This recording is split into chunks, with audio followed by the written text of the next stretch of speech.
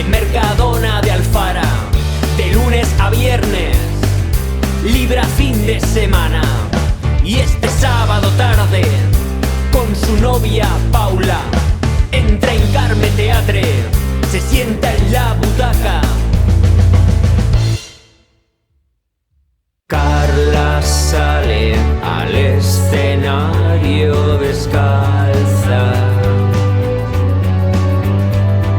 lanza una botella al público con rabia, sonríe y se lanza al vacío de espalda. Tiene la confianza, tiene la esperanza.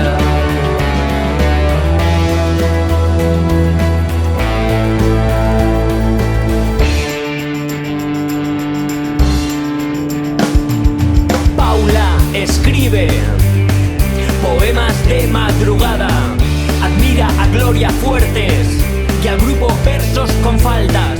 Y este sábado tarde, con su novia Sandra, entra en Carme Teatre, se sienta en la butaca. Carla sale al escenario descalza,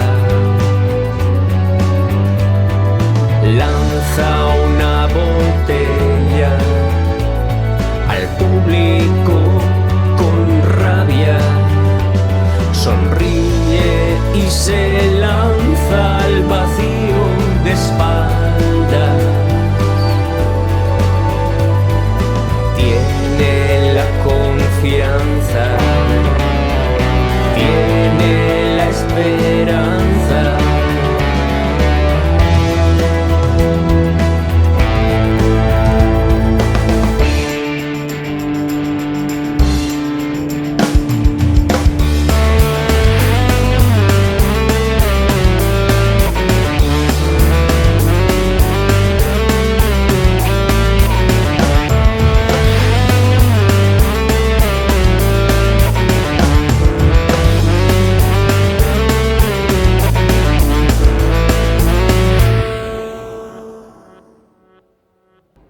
Sí.